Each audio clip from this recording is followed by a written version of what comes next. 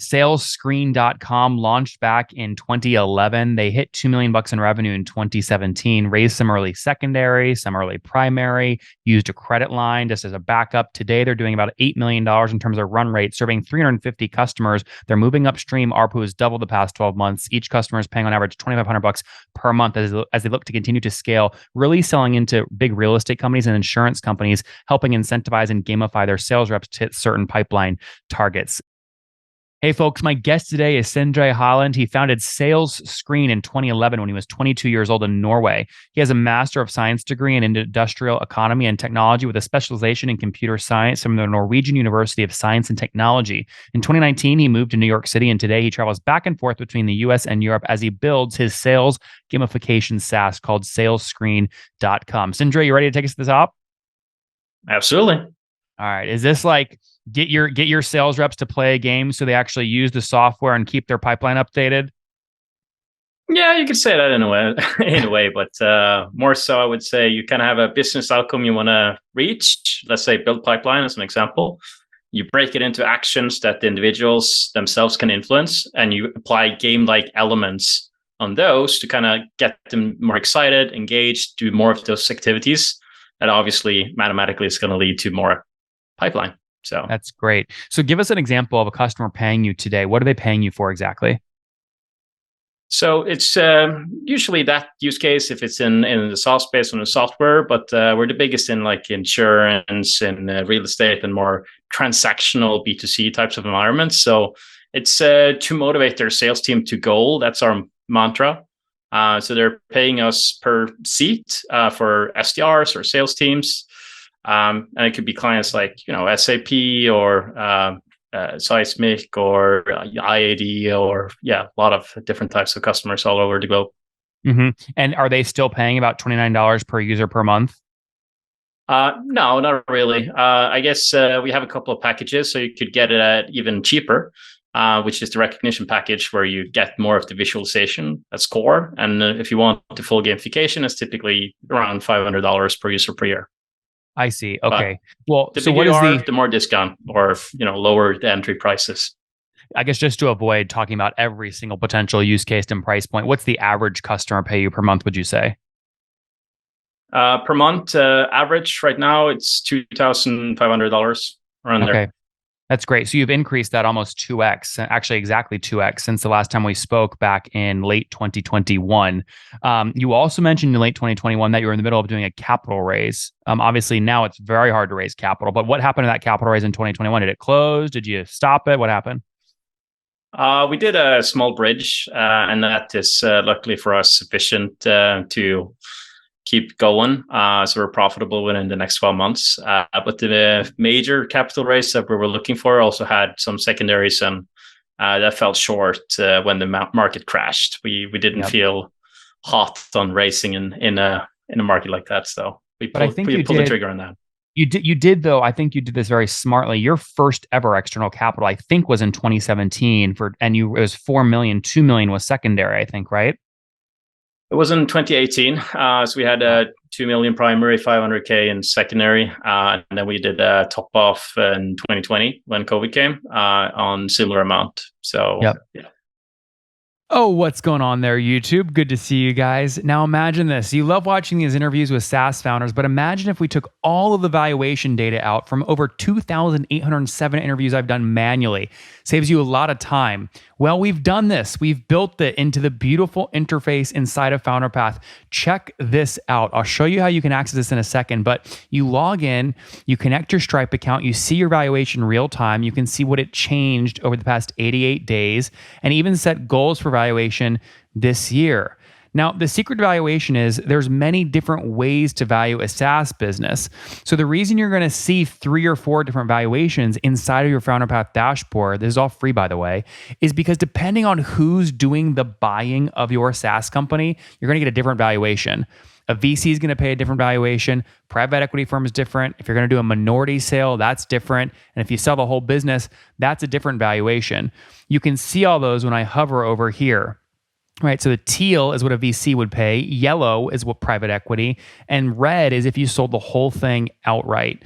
Now, what's cool about this is not built off random data. Again, you guys hear these interviews on YouTube. All these data are built from real-time valuation data points founders share with us on the show. So Traction, 1.2 million, seed round, 3.7 raise. They sold 22% of their business. Go in here and filter by the event. Maybe you only want to see companies that have sold the whole business. Well, here are a bunch that have been acquired, the valuation and the multiple. Maybe you're going out right now and you're raising your seed round. Well, go in here and look at all this recent seed deals that went down, what they raised, what valuation they raised at, and what percent that they sold. There's never been a larger data set of SaaS valuations than what you can get now inside of FounderPath, and we're thrilled to bring it to you. All right, we're going to go back to the YouTube video here in a second, but if you want to check this tool out, if you want to jump in and sign up, you can check it out for free to get your valuation at this link, founderpath.com/products/valuations. Or if you go to founderpath.com and hover over products, click on get your valuation here and go ahead and sign up to give it a whirl. Again, all that valuation data live right inside the platform. I hope to see you there. All right, let's jump back into the interview. There's a lot of founders at your stage that they go, Nathan, like, I don't want to raise VC and ride that boat. I always tell them you got to get secondary even on your first round. And so many of them founders struggle. They don't know how to ask with confidence for that secondary. How did you do it? How did you structure it? How did you get it done? I think we were one of the fortunate ones that got approached by quite a lot of VCs since we didn't raise anything prior to that date. And for them to kind of like sweeten the deal, they suggested that themselves. So it was more a question of how much did we need or want, and we didn't want to sell everything. So, it became a smaller seed round, or call it whatever you want. Sindre is the pretty girl walking down the street that everyone is chasing, saying, please take my secondary. Please, please, please. It's a good position to be in. It usually helps. It does help. It does help. Now, last time we spoke, you were working with 400 customers. How many are you at today, and what drove that growth? I guess it's a bit of the go-to-market strategy at that point. We wanted to take in any type of customer, so we went fairly broadly, and we didn't have like a dialed-in ICP, so it was a lot of SMBs as well. So the reality is that we were probably not, I think we're even fewer customers than that today, like around 350, but much larger, as we also talked about with average contract value. So I think we've done a major shift in going up market, and that's been quite successful. It sounds like you've still driven, obviously, revenue growth despite the smaller number of just customers without looking at ARPU, right? So if you have 350 customers at $2,500 a month, I mean, you guys are right around 850, 900 grand a month in revenue, right? Yeah, we're a little bit, around $8 million. We've had a bit of unfortunate luck with the US dollar lately, since we have quite a lot of customers invoiced in Great British Pound and Norwegian kroner and such. So that's taken a bit of a hit last 12 months, but still pretty good. Yep. Well, that can come back. Who knows? We'll see what happens. But exactly, you still driven nice growth here from about a 6 million run rate at those currency values in 2021 to $8 million today. You've also, I think, mentioned you did leverage, I think, a $4 million loan in 2020 to preserve equity. Is that right? It was kind of like more of a credit line. So we haven't really drawn a lot on that. So we still have that as a buffer. Interesting. How do you think about that in terms of getting access to capital during a recession? Well, I think it's a brilliant way to get access to capital during a recession. So if you have recurring revenue and it's fairly predictable, you can leverage, even your setup or vessel to get either a credit line or some loan upfront, so you can continue to invest or have a better runway to your next fundraising. So I advise people to look into that if they haven't done so already. Yep. If you did pull money off that $4 million line, what interest rate would you pay? Around 7%. 7%. Interesting. And is that fixed? Like, obviously 2020 SOFR didn't increase 4%. Has that facility, whoever is behind that facility, increased that rate on you over time, or no, it's fixed at 7%? It has gone up a couple of times, yeah. Interesting. So in order to lock in the interest rate, you've got to pull the money, but then you have to pay the interest rate even if it's sitting in your bank. Yeah, exactly. So in this case, you can actually pay it back as soon as you have the money, which is great, when you have fluctuations in seasonality and stuff like that. So That's great. Okay. Any plans to raise capital right now, or you're sitting tight? I mean, in this market, if the price is right, we'll do it. I think that we would benefit greatly from it, but it's not an active push on our side right now with a banker or anything like that to raise. I think maybe after summer, it's going to be brighter times, and we'll see what happens. What would be the right price today?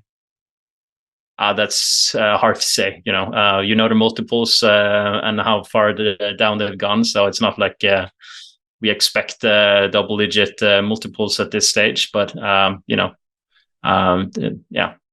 So you'd consider something lines. you'd consider like an 8x, 9x if someone approached you with that. Yeah, you'd look at it.